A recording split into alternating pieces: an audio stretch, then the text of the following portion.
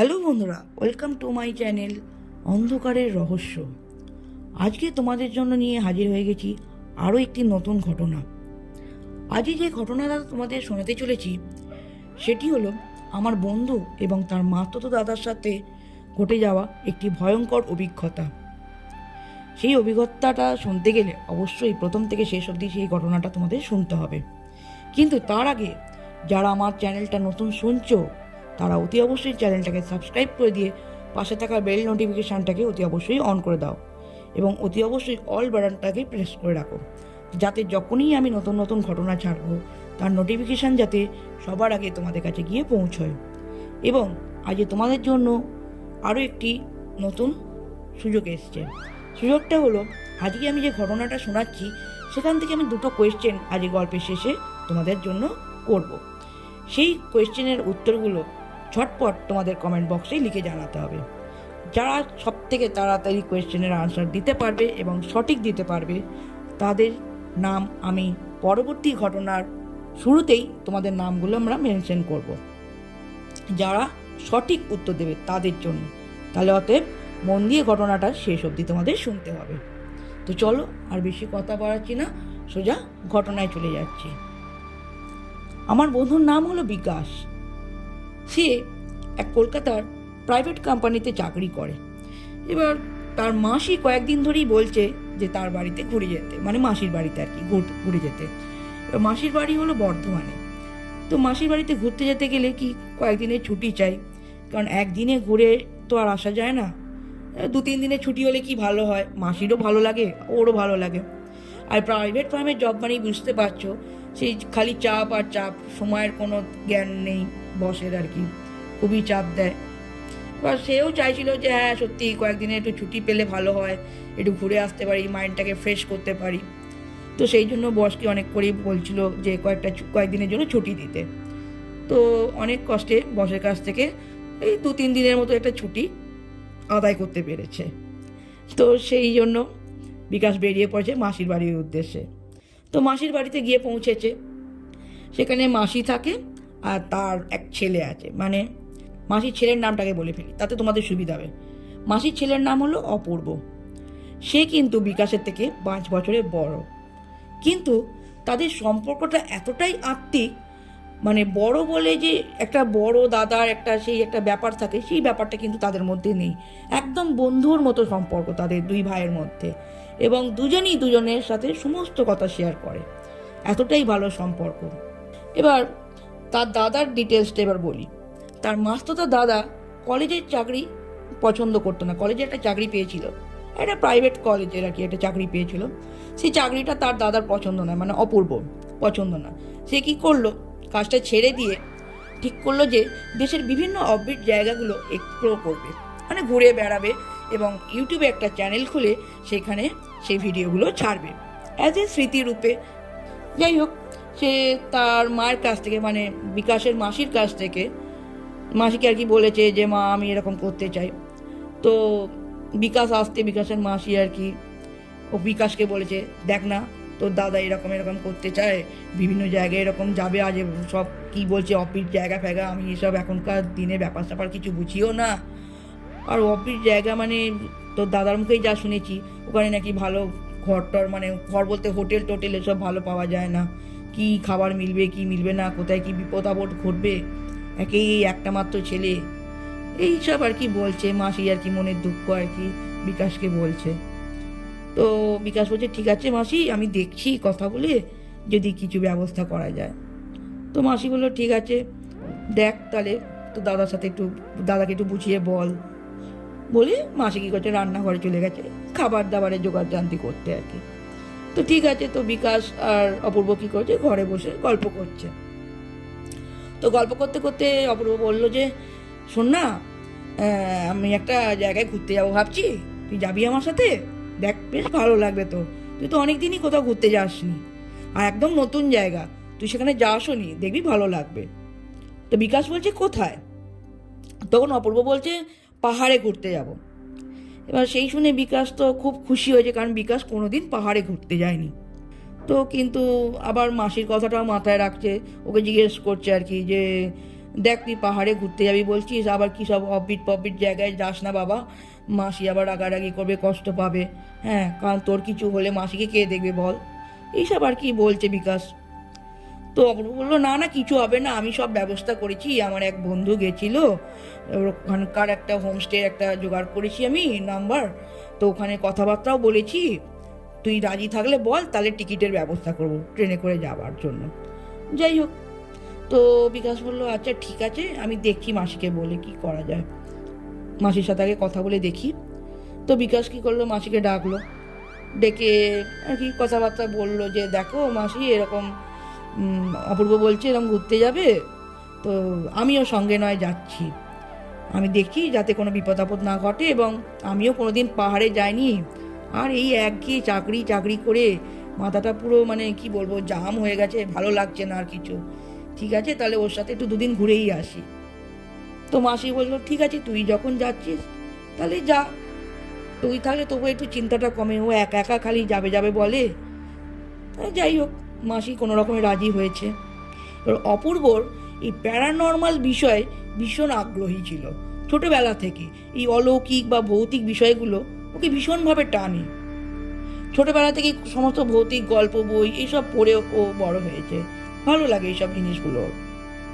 যাই হোক, তো মাসি রাজি হতেই কী করেছে, অপূর্ব টিকিট কেটেছে, ট্রেনের টিকিট কেটে যথারীতি শিয়ালদা থেকে দুজনে ট্রেনে চেপে নিউ জলপাইগুড়ির উদ্দেশ্যে রওনা দিয়েছে, যেহেতু দার্জিলিংয়ে যাবে তারা। এটা আবার বলতে তোমাদের ভুলে গেছিলাম মাঝখানে, যে কোথায় যাচ্ছে, এরা যাচ্ছে দার্জিলিংয়ের একটা অফবিট প্লেসে। এখন তো অনেকেই এখন অফবিট প্লেসে তোমরা যাও, বিভিন্ন জায়গায় দার্জিলিংয়ের অফবিট প্লেস আছে, কার্শিয়াংয়ের দিকেও বিভিন্ন অফবিট প্লেস আছে, বিভিন্ন গ্রাম আর কি, ছোটো ছোটো গ্রাম। অফবিট প্লেস বলতে কি গ্রাম, হ্যাঁ, যেখানে খুব কম আর কি হোটেল নেই, এই কম ছোটো ছোটো বাড়ি, তার মধ্যে একটা ব্যবস্থা করা মানে ট্যুরিস্টদের জন্য থাকার, এরম আর কি। যাই হোক, তো দার্জিলিংয়ের একটা অফবিট প্লেসে ওরা যাচ্ছে। তো যথারীতি জলপাইগুড়িতে পৌঁছেছে, মানে এনজিপিতে আর কি পৌঁছেছে। এনজিপি পৌঁছে বিকাশ এবং অপূর্ব ট্রেন থেকে নেবে একটা গাড়ি ভাড়া ঠিক করে এই কারণেই, কারণ দার্জিলিং যেহেতু ওরা যাচ্ছে না, দার্জিলিং গেলে কি শেয়ার গাড়ি পাওয়া যায় খুব ইজিলি, তোমরা জানো এনজিপি স্টেশন থেকে অনায়াসে শেয়ার গাড়ি পাওয়া যায়, কিন্তু যেহেতু ওরা দার্জিলিংয়ের অফবিট জায়গায় যাচ্ছে সেহেতু ওদেরকে গাড়ি একটা রিজার্ভ করতে হবে, সেহেতু সেইভাবেই কথাবার্তা বলছিল বিভিন্ন গাড়ি ড্রাইভারের সাথে। তো ফাইনালি একটা গাড়ি ঠিক করে, ছোটো গাড়ি একটা, ওই অল্টো গাড়ির মতো একটা গাড়ি ঠিক করে, যে ওই হোমস্টেতে হোটেল যাওয়ার জন্য কথাবার্তা বলে। তো যথারীতি ওরা দুজনে গাড়িতে উঠে পড়ে লাগেজ ফাগেজ নিয়ে। তো হোমস্টেটির নাম হলো পাইন ভিউ হোমস্টে। তো পাইন ভিউ হোমস্টের উদ্দেশ্যে তারা রওনা দেয়। তো খানিকটা যাওয়ার পর থেকেই পাহাড়ি রাস্তা শুরু হয়। তো বিকাশ যেহেতু প্রথমবার পাহাড়ে ঘুরতে যাচ্ছে, তার ভীষণই ভালো লাগে, অপূর্ব সুন্দর একদম নীল আকাশ, চারিদিকে পাইনের জঙ্গল, সুন্দর পাহাড়ের একটা ভিউ, হ্যাঁ, আর পুরো কুয়াশা, কোনো জায়গায় কুয়াশা দেখছে, কোনো জায়গায় সানি ওয়েদার দেখছে। পাহাড়ে তো এরকমই হয়, মানে পাহাড়ের ওয়েদারে তো কোনো মানে ঠিক থাকে না যে একদম পুরো রাস্তাটাই রোদ্দুর থাকবে, কোনো জায়গায় কুয়াশায় ঘেরা, কোনো জায়গায় আবার সুন্দর রোদ্দুর, ভীষণই সুন্দর লাগছে আশপাশের পরিবেশটা। পাহাড়ের ধার দিয়ে একদম আঁকাবাঁকাভাবে রাস্তা চলে গেছে গন্তব্যের দিকে, ভীষণই ভালো লাগছে বিকাশের। আর অপূর্বও খুব ভালো লাগছে, পুরো ট্রাভেলটা এনজয় করতে যাচ্ছে দুই ভাই মিলে। তো যথারীতি গল্প টল্প করতে তারা পৌঁছে গেছে হোমস্টের কাছাকাছি। তো ড্রাইভার কী করেছে, হোমস্টের অনেকটা আগেই গাড়িটা থামিয়ে দিয়েছে। তো বিকাশ বলে কী হলো, এখানে গাড়ি থামালে কেন, আমরা কি চলে এসেছি হোমস্টের কাছে, এখানে তো কোনো হোমস্টে দেখছি না। তো ড্রাইভার বলে যে না, আমি ওই হোমস্টের কাছে অবধি যেতে পারবো না। তো বিকাশ বলে কেন যাবে না কেন, আমরা যে টাকা দিলাম, তোমার সাথে কথাবার্তা বললাম যে আমরা পাইন ভিউ হোমস্টেতে যাব, তখন তো কিছু বললে না। বলে না, আমি আজ যাবো না, আমি আপনাদেরকে বলে দিচ্ছি যে কোথায় যেতে হবে, আপনারা পায়ে হেঁটে চলে যান, বেশি নয়, এই 5 মিনিট পায়ে হাঁটা পথে গেলেই আপনারা হোমস্টে দেখতে পাবেন। তো তখন অপূর্ব বলে ছেড়ে দে, বাদ দে, ও নিয়ে যেতে চাইছে না যখন ছেড়ে দে। আমি বুঝতে পেরেছি, অ্যাকচুয়ালি আমার বন্ধু যেহেতু এসেছিলো সেই হিসেবে বুঝতে পারছি, আর কতটা গেলে মোটামুটি জায়গাটা বুঝতে পারছি যে কোথায় নামিয়েছে, কতটা গেলে আর কি হোমস্টেটা আছে। ঠিক আছে ছেড়ে দে, কথা বাড়ি আর লাভ নেই, লাগেজ নামিয়ে নিই, চ না আমরা পায়ে হাঁটা পথেই যাই। তো যথারীতি কী করেছে, ব্যাকপ্যাক লাগেজ টাগেজ নামিয়ে নিয়েছে, নামিয়ে নিতে গাড়িটা যথারীতি চলে গেছে, যেহেতু পেমেন্ট তো আগেই হয়ে গেছে, তো গাড়ি চলে গেছে। তো নেবেই দেখছে, যেহেতু পুরো গ্রাম্য জায়গা, পুরো একদম নির্জন টাইপের জায়গা, কুয়াশায় ঘেরা, আর চারিদিকে পাইনের জঙ্গল একদম খাদের ধারে ধারে, আর এই কয়েকটা ছোটোখাটো বাড়ি টাইপের রয়েছে, ছোটো ছোটো বাড়ি। হ্যাঁ, ওখানে যেহেতু বড় হোটেল টাইপের নয়, গ্রাম যেহেতু, সেহেতু বড় হোটেল টাইপের কোনো কিছু নেই, বা খুব যে লোক বসতি আছে, অনেক টুরিস্ট আসছে, সেরকম জায়গাটা কিন্তু একেবারেই নয়, খুবই নির্জন জায়গাটা, ছোটো ছোটো কয়েকটা বাড়ি আছে। তো অপূর্ব এবার বলে যে চ, এই দিকের এই বাঁ দিকে যেই খাড়াই রাস্তাটা দেখিস, এই দিক দিয়েই যেতে হবে হোমস্টেতে। তো বলছে চ তাহলে যাই। তো খাড়াই পথ ধরে তারা প্রকৃতির শোভা দেখতে দেখতে হোমস্টের কাছে গিয়ে পৌঁছলো। তো হোমস্টেটা দেখে বিকাশের যেন কেমন একটা লাগে, বলে হ্যাঁ রে, হোমস্টেতে যে তুই ঘুরতে এলি, এখানে তো কোনো লোকজনও দেখছি না, কেমন যেন নির্জন ফাঁকা ফাঁকা টাইপের, একটা লোক নেই, আর হোমস্টেটাও কেমন যেন একটা দেখতে, কেমন ভুতুরে ভূতের বাঁকা। তোর পছন্দও বলিহারি, দার্জিলিংয়েই তো থাকতে পারতিস বাবা, ওখানে কত দোকানপাট, খাওয়া দাওয়া যেত, সুন্দর ঘোরা যেত, তা না কি যে আসিস জায়গায়। তো অপূর্ব বলে দাঁড়া না, ভালো লাগবে, হোমস্টেটা বেশ ভালো, ভেতরটা খুব সুন্দর, আমি শুনেছি আমার বন্ধুর মুখে। বলছে ভালো, চ দেখি, ডাকাডাকি করি আবার, কে খুলবে, আদৌ খুলবে কি খুলবে না, ভূত এসে খুলবে কি না কে জানে। তো অপূর্ব বলে তুই বাদ দে তো, চুপ কর, দাঁড়া, এই হোটেলের মালিক অ্যাকচুয়ালি এখানে থাকে না, এখানে একটা কেয়ারটেকার আছে, সেই আর কি এই হোমস্টেটা দেখাশোনা করে, সেই হিসেবে তাকেই ডাকতে হবে, দাঁড়া, তার নামটা আমি জানি, আমার বন্ধু বলেছে। তো কেয়ারটেকারটার নাম হলো রামু। তো অপূর্ব কী করে, ও রামুদা ও রামুদা বলে ডাকাডাকি করে। তো অনেকক্ষণ ডাকাডাকি করার পর একজন মাঝবয়সী, এই 50-55 মতো বয়স হবে একজন লোক দরজা খুলে বাইরে আসে। বাইরে এসে বলে, খুব গম্ভীর লোকটা, তো এসে বলে যে কাকে চাই। তো তখন অপূর্ব বলে যে আমরা এরকম এখানে এসছি, আমাদের গাড়িটা খারাপ হয়ে গেছে, গাড়ি তো মানে গাড়ি বুক করে এসেছিলাম, এবার সেই গাড়িটা খারাপ হয়ে যেতে আমাদের এখানে নামিয়ে দিয়েছে, আর দিয়ে আমি কোনো জায়গা পাচ্ছি না, হোটেল টোটেল কিছু পাচ্ছি না যে থাকবো, আর কেমন মেঘলা করে আসছে, মনে হয় বৃষ্টি আসবে, আমরা দুই ভাই এসছি, কোথায় যে থাকবো বুঝতে পারছি না, আপনি যদি একটু থাকতে দেন তাহলে খুব ভালো হয় আর কি। তো কেয়ারটেকারটা বলে না, এখানে এখন আর ভাড়া দেওয়া হয় না, আগে দেওয়া হতো বাট এখন আর দেওয়া হয় না। তো বললো একটু অনেক রিকোয়েস্ট করলো আর কি ওরা, যে একটু দেখুন না, আজকের রাতটা যদি একটু থাকতে দেন তাহলে খুব ভালো হয়, হ্যাঁ কোথায় যাব, অচেনা জায়গা। তো অনেক রিকোয়েস্ট করতে তো ভদ্রলোক ভেতরে নিয়ে যায়। ভেতরে নিয়ে গিয়ে লম্বা করিডোর, দোতলা আর কি হোমস্টেটা, লম্বা করিডোর, আর দুপাশে যেমন ঘর হয় আর কি সেরকম ছোটো ছোটো ঘর রয়েছে। এরকমই একটা একদম লাস্টের দিকে একটা ঘর ওদেরকে খুলে দেয়। তো ঘরের ভেতর গিয়ে দেখে বেশ পরিষ্কার পরিচ্ছন্ন একদম জায়গাটা, যেন হচ্ছে রোজ একদম পরিষ্কার করে টিপটপ করে রাখে, এরকম আর কি পুরো জায়গাটা দেখতে লাগে। তো অপূর্ব তখন বিকাশে বলে, কিরে কেমন লাগছে ঘরটা, ভালো না? বলছে হ্যাঁ, বাইরে থেকে কেমন ভুতুরে ভুতুরে লাগছিল, বাট ঘরের ভেতরটা তো বেশ সুন্দর, একদম পরিষ্কার পরিপাটি গোছানো, বেশ ছিমছামের ওপর, ভালোই দেখতে। তো যাই হোক, তো কেয়ারটেকার তো ভেতরে ঢুকিয়ে ও যথারীতি চলে যায়। তো ওরা একটু বসে, তো ফ্রেশ ট্রেশ হয়ে, খুব ক্লান্ত লাগছিলো অ্যাকচুয়ালি, অনেকটা পথ আর কি জার্নি করে যেহেতু এসছে, হ্যাঁ ফ্রেশ হয়ে কী করেছে, ওরা একটু ঘুমিয়ে পড়েছে, দুই ভাইতেই ঘুমিয়ে পড়ছে। এবার ঘুম থেকে বিকাশ হঠাৎ হঠাৎ ঘুমটা ভেঙে যায় বিকাশে, উঠে দেখে প্রায় 9টার কাছাকাছি বাজে, 9:45 বাজে, মোবাইলের আলোটা জেলে দেখে এরকম বাজে। তো বিকাশ বলছে না, এবার তো অন্ধকার হয়ে রাত হয়ে গেছে অনেক, পাহাড়ের রাত 9টা মানে অনেকই রাত, এবার খাবার দাবারও মিলবে না, কারণ আশপাশে তো কোনো দোকানপাটও নেই, দেখেছে আসবার সময়। তো এবার কি করবে, তো ঘুম থেকে উঠে দেখে যে খুব বৃষ্টি পড়ছে বাইরে, মুষলধারায় বৃষ্টি পড়ছে। তো তখন অপূর্বকে ডাকে, দিয়ে অপূর্ব যথারীতি ঘুম থেকে ওঠে, বলে দেখ না অনেক রাত হলো তো, খাবার দাবারের তো একটা কিছু ব্যবস্থা করতে হবে। তো অপূর্ব বলছে দাঁড়া আমি দেখছি, কেয়ারটেকারকে ডাকছি। বলে বাইরে অপূর্ব কী করেছে, বাইরে গেছে, বিকাশ রয়েছে রুমে, অপূর্ব বাইরে গেছে, বাইরে গিয়ে ও রামুদাকে ডাকতে গেছে, খাবার দাবার রাতের ডিনারের ব্যাপারে কথাবার্তা বলতে গেছে। বিকাশ যথারীতি ঘরে ওই জানলার ধারে গিয়ে একটু দাঁড়িয়েছে, একটু দেখছে।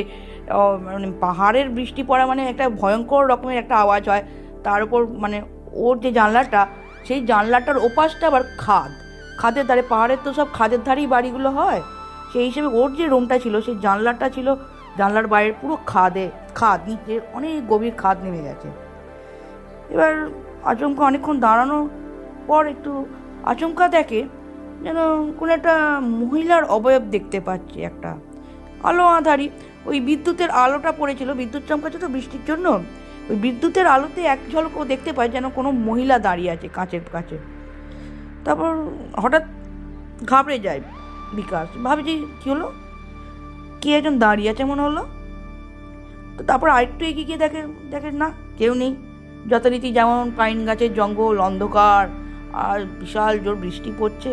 তো যথারীতি ও এসে আবার খাটে বসে পড়ে।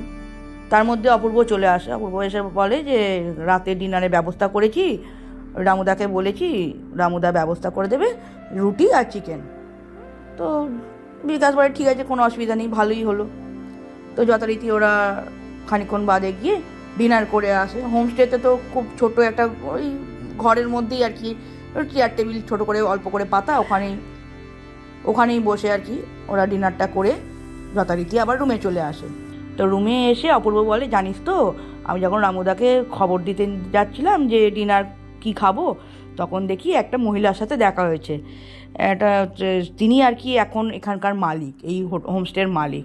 তো দেখা হতে বেশ ভালো, বেশ আমি বলেছি, অনেক রিকোয়েস্ট করেছি যে কালকের দিনটা একটু থাকতে দেওয়ার জন্য, নাহলে তো রামুদা তো কিছুতেই রাজি হচ্ছিল না, বলছিল আজই রাত্রিটাই শুধু থাকতে দেবে। হ্যাঁ, তো ওনার সাথে কথা বলেছি, কালকেও এখানে থাকবো, বেশ ভালো লাগবে। আর জানিস তো এখানে বাইরেতে ঘুরতে যাওয়ার বেশ ভালো জায়গাও আছে, কয়েকটা ছোটো ছোটো ভিউ পয়েন্ট আছে।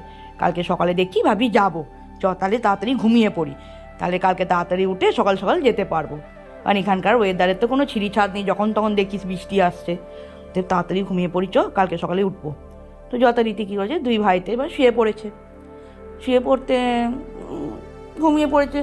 তো তখন কত রাত্রির হবে সেটা বিকাশ বুঝতে পারছে না। হঠাৎ দেখে দরজায় কেউ নক করছে, দুম করে হাত দিয়ে। নক করলে, কাঠের দরজা, নক করলে যেরকম একটা আওয়াজ হবে, ওরকম টাইপের একটা আওয়াজ শুনতে পাচ্ছে বিকাশ।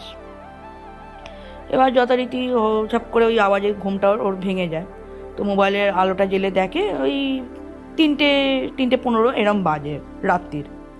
তো যথারীতি ভাবছি এত রাত্রে কি দরজায় নক করছে, মাঝে মাঝে নক করছে আবার থেমে যাচ্ছে, আবার নক করছে, টক টক করে নক করছে, আবার থেমে যাচ্ছে, এরকম একটা সিচুয়েশান হচ্ছে। আর বৃষ্টি তো যথারীতি বাইরে পড়ছেই। এবার দিয়ে বিকাশ কী করেছে, উঠেছে, মোবাইলের টর্চটা জ্বেলে উঠে দরজাটা খুলেছে। গিয়ে দরজা খুলে দেখে কেউ নেই, পুরো একদম শুনশান অন্ধকার। আর রাত্রিরে তো সবাই ঘুমোচ্ছে, তখন এমনিতেও কেউ নেই ওই হোমস্টেতে, একমাত্র ওরা দুজনই আছে, আর ওই কেয়ারটেকারটা আছে, আর ওই ভদ্রমহিলা যার কথা তোমাদের এক্ষুনি বললাম তিনি আছেন। এবার ভাবছে বাবা কী তাহলে নক করছিল। এবার দিয়ে হঠাৎ বিকাশের মনে হয় যে পেছনে ঘাড়ের কাছ থেকে একটা একদম ঠান্ডা হাওয়া ঝপ করে এসে লেগে, মানে পেছন থেকে রুমের ভেতর থেকে ঘাড়ের কাছে এসে হাওয়াটা বাইরের দিকে বেরিয়ে যায়। আর বিকাশের কী হয়, গাটা একদম শিউরে ওঠে, গাটা পুরো ভারী হয়ে যায়। তো যথারীতি মানে আচমকা ওরকম ঠান্ডা হাওয়াটা ঝপ করে লেগেছে ঘরের ভেতর থেকে। এবার ঘরের ভেতর থেকে হাওয়া আসবে কী করে, জানলাটা বন্ধ, বৃষ্টি পড়ছে।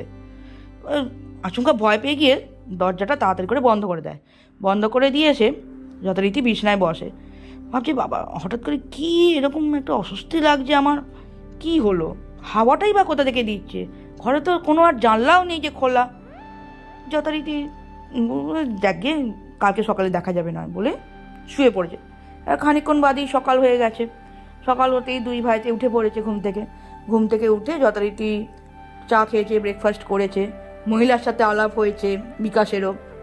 তো মহিলা বলেছে যান ঘুরে আসুন, সামনে খুব সুন্দর গ্রামে একটা ছোট্ট চা বাগান আছে, ঘুরে আসুন, ভালো লাগবে দেখতে, আরও কিছু ভিউ পয়েন্ট আছে, পায়ে হাঁটা পথেই আছে, দেখুন ঘুরে আসুন, ভালো লাগবে। তো যথারীতি ওরা কী করেছে, ঘুরতে বেরিয়ে পড়েছে। এবার বিকাশ আর অপূর্ব ঘুরে এই বিকেল করে ফিরে এসেছে। এবার পাহাড়ের সন্ধে তো খুব তাড়াতাড়ি ঝপ করে নেমে যায়। ওই 5:30টার মধ্যে ওরা এসছে, ততক্ষণে মানে হালকা অন্ধকার চলেই এসছে আর কি। সূর্য তো অলরেডি অনেক আগেই নেমে গেছে আর কি, অস্ত গেছে, সেই হিসাবে অনেকটাই অন্ধকার অন্ধকার নেমে এসছে। তাড়াতাড়ি করে ওরা হোমস্টেতে পৌঁছে গেছে। পৌঁছে গিয়ে এবার যথারীতি ভাবছে যে রুমে গিয়ে ভাবছে একটু কিছু খাবার খেলে ভালো হয়, কারণ অনেকটা হাঁটাহাঁটি করে ঘুরেছে, যেহেতু খিদে পেয়ে গেছে। তো যথারীতি ওরা রুমে গিয়ে বললো, অপূর্ব বলছে আমি একটু ফ্রেশ হয়ে আসি, তুই বরং রামুদাকে বল বা ওই ভদ্রমহিলার সাথে যদি দেখা হয় বল, কিছু সন্ধেবেলা যদি কিছু স্ন্যাক্স ট্যাক্স পাওয়া যায় আর একটু গরম কফি হলে ভালো হয়, বেশ ঠান্ডা লাগছে, একটু খেয়ে আর কি এনার্জি নেবো আমরা। তো যথারীতি কী করেছে ওরা, বিকাশ কী করেছে, বাইরে গেছে। বাইরে বেরিয়ে লম্বা করিডোর, আগেই তোমাদের বললাম একদম লাস্টের দিকে ঘরটা ওদেরকে থাকতে দিয়েছে, লম্বা করিডোর চলে গেছে। করিডোরের একদম অপর প্রান্তে দোতলায় ওটা সিঁড়িটা। এবার করিডোরটা এমন, করিডোরটার ওদের রুমের বাইরেটা পুরো অন্ধকার, মধ্যখানে করিডোরে একটা ছোট্ট বাল্ব জ্বলছে, সেখানটা খানিকটা জায়গায় একটু আলো আছে, আবার খানিকটা যাওয়ার পর থেকে পুরো অন্ধকার, এরকম একটা আলো আধারি একটা পরিবেশ আছে। এবার বিকাশ তার দরজার সামনেতে দাঁড়িয়ে দেখছে ওই দোতলায় ওঠার যে সিঁড়িটা গেছে, ওই সিঁড়ির পাশে একজন মহিলা দাঁড়িয়ে আছে, মহিলার অবয়ব আর কি দেখতে পাচ্ছে। এবার বিকাশ ভেবেছে ওই মেয়েটা দাঁড়িয়ে আছে হয়তো, যে হোটেলের এখন মালিক। তো যথারীতি বিকাশ এগিয়ে যায় যে ওকে বলবে যে একটু কিছু খাবারের যদি একটু ব্যবস্থা করে দেন খুব ভালো হয়। তো এগিয়ে গিয়ে দেখে সামনে কেউ নেই। বিকাশ যা, মহিলাটা দাঁড়িয়ে ছিল যে কোথায় গেল। বিকাশ এবার হঠাৎ করে এরম দৃশ্য দেখে ভীষণইভাবে ভয় পেয়ে যায়, আর গাটা পুরো ভারী হয়ে ওঠে। তো যথারীতি ও কী করেছে, দৌড়ে ব্যাক করে ও নিজের রুমে চলে এসেছে, রুমে এসে দরজাটা সজোরে বন্ধ করে দিয়েছে। এবার দরজা অত জোরে বন্ধ করতে অপূর্ব বললে বাথরুম থেকে বেরিয়ে এসেছে তাড়াতাড়ি করে, বাথরুম থেকে বেরিয়ে এসে বলে কী রে, এত জোরে দরজা বন্ধ করলি, কী হয়েছে, হাঁপাচ্ছিস কেন? তো বিকাশ বলে দেখ না, আমি এরম দরজা থেকে বেরোনোর সময় দেখলাম ওই মহিলাটা ওই সিঁড়ির ওপাশটায় দাঁড়িয়ে আছে, আমি যথারীতি ওর কাছে এগিয়ে গেলাম যে বলবো বলে, খাবারের অর্ডার দেবো বলে, কিন্তু এগিয়ে গিয়ে দেখি কেউ নেই। তো বলবো বলছে তুই কী ভুলভাল দেখছিস, তোকেই কি যত ভূতে দেখা দেয়? বলছে না রে, বিশ্বাস কর, তোকে আমি মিথ্যে কথা বলছি না, আমি সত্যিই দেখেছি ওই মহিলাটা দাঁড়িয়েছিল, কিন্তু কাছে গিয়ে দেখলাম কেউ দাঁড়িয়ে নেই। ততক্ষণে ওর ঘরের দরজায় আবার নক করছে কেউ। বিকাশ আবার ভয় পাচ্ছে, কে নক করছে। তো অপূর্ব যথারীতি দরজাটা খুলেছে, খুলে দেখে যে ওই মহিলাটাই দাঁড়িয়ে আছে। তো মহিলাটা এসে বলছে যে আপনারা এসছেন দেখলাম, আমি উপরের বারান্দা থেকে দেখলাম আপনারা ঢুকছেন, তাই ভাবলাম যদি কিছু জলখাবার খেতে লাগে তাই জন্য আর কি খোঁজ নিতে এলাম। তো বিকাশ বলছে আপনি যে দাঁড়ান দাঁড়ান, আপনি যে ওই সিঁড়ির পাশে দাঁড়িয়েছিলেন, তখন দেখলাম, আমি এগিয়ে গেলাম দেখলাম আপনি দাঁড়িয়ে নেই। তো মহিলাটি বলে কই, আমি তো সিঁড়ির পাশে দাঁড়িয়েছিলাম না, আমি তো আমার রুমে ছিলাম, রুমের ব্যালকনিতে আমি বসেছিলাম, তখন বসে থাকতে তখন দেখলাম আপনি আর আপনার ভাই আপনারা দুজন আসছেন, সেই দেখে আমি ভাবলাম যে তাহলে আপনারা একটু ফ্রেশ হয়ে নিন, তারপর আমি গিয়ে কথাবার্তা বলবো আপনার সাথে, তাই এখন এলাম কথা বলতে। তো আমি তো দাঁড়িয়েছিলাম না। বলছে কী জানি, আমার তো মনে হলো আপনি দাঁড়িয়ে আছেন।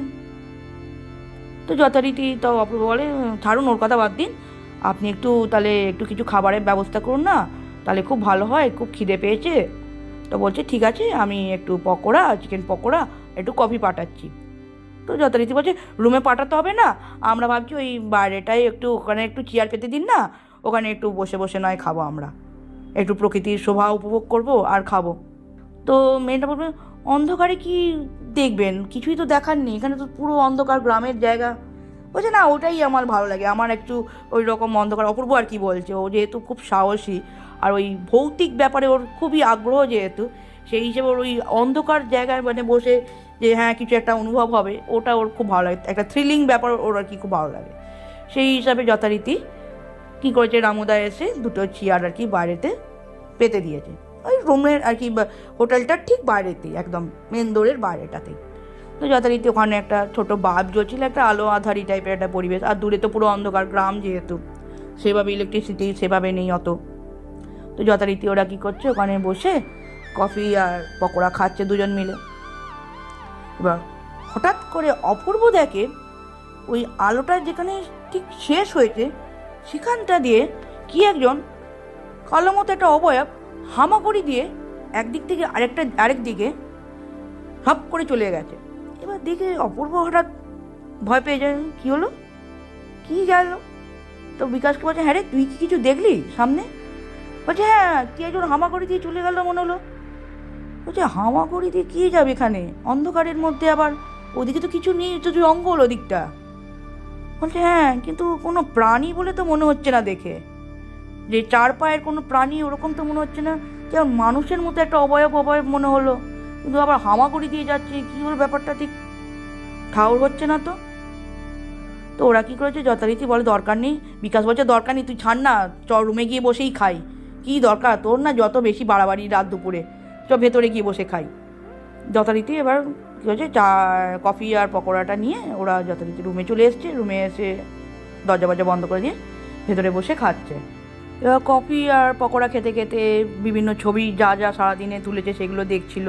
এসব গল্পগুজব করতে করতে রাত্রির হয়ে যায়। রাত্রির হতে যথারীতি ওরা ডিনার করে আবার শুয়ে পড়ে, তো ঘুমিয়ে পড়ে।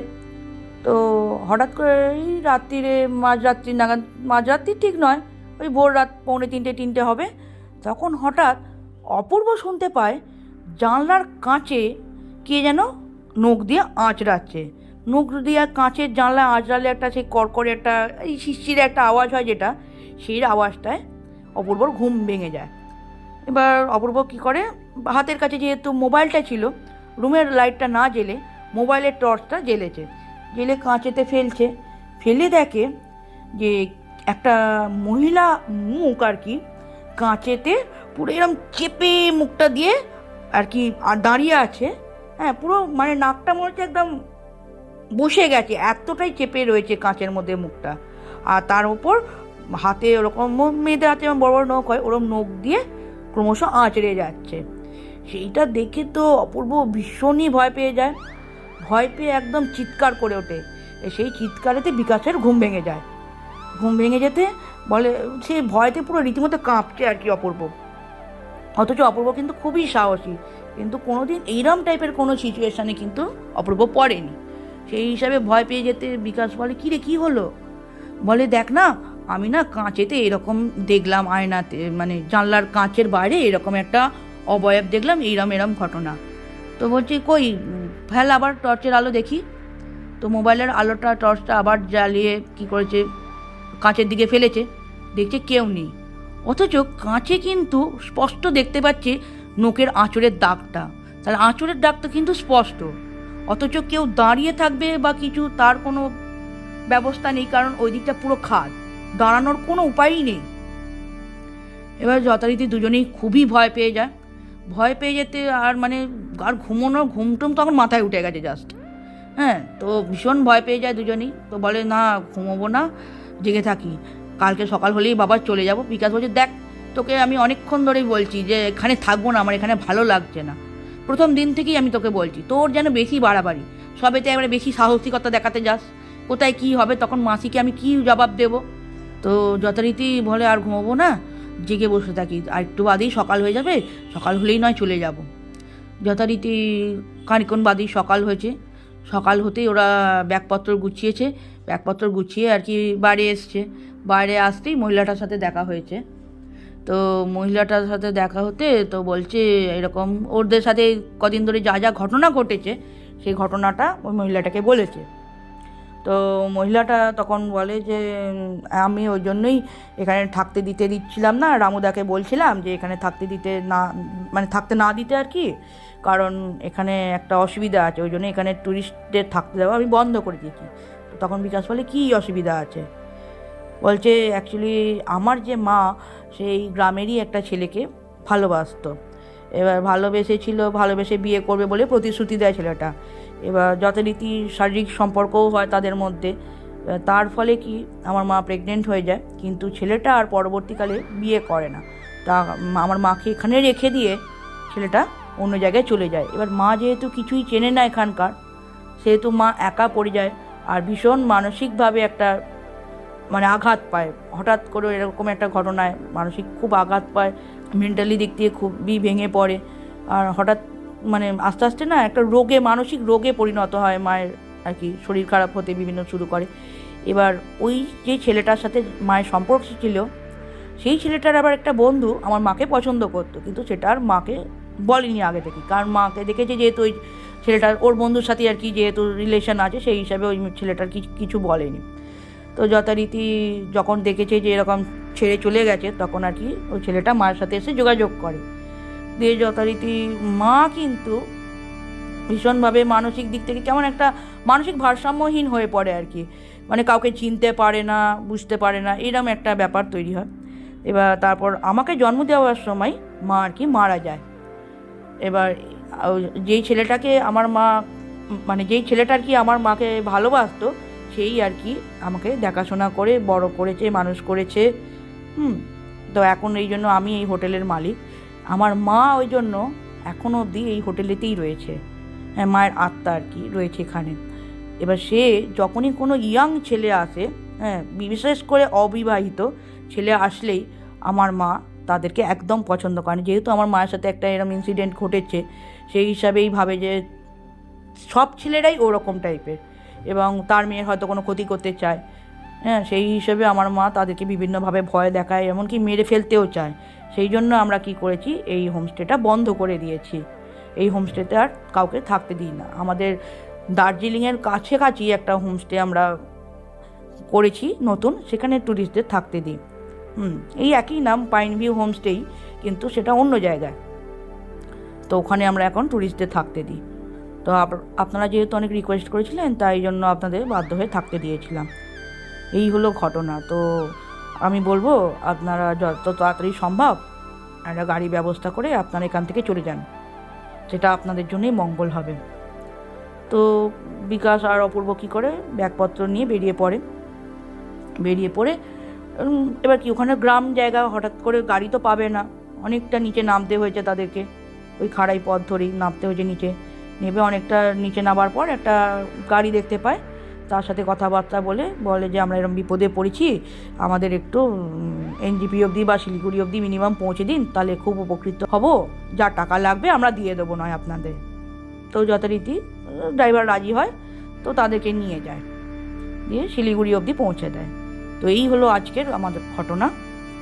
কেমন লাগলো অবশ্যই কমেন্ট বক্সে লিখে জানাবে। আর হ্যাঁ, যেটা শুরুতেই তোমাদের বলেছিলাম, এই ঘটনার পরিপ্রেক্ষিতে দুটো কোয়েশ্চেন আছে। কোয়েশ্চেনটা হলো, প্রথম কোয়েশ্চেন হলো যে কেয়ারটেকারের নাম কি, আরেকটা কোয়েশ্চেন হলো এই যে ঘটনাটা যে হোমস্টেকে ঘিরে, সেই হোমস্টের নাম কি। এই দুটো প্রশ্নের উত্তর তোমরা শিগগিরই কমেন্ট বক্সে লিখে জানিও। যাদের উত্তর সঠিক হবে, পরবর্তী এপিসোডের শুরুতেই তাদের নামগুলো আমি ডিক্লেয়ার করব যে কারা কারা সঠিক উত্তর দিতে পেরেছ। তো আজকের ঘটনা আমি এখানেই শেষ করছি।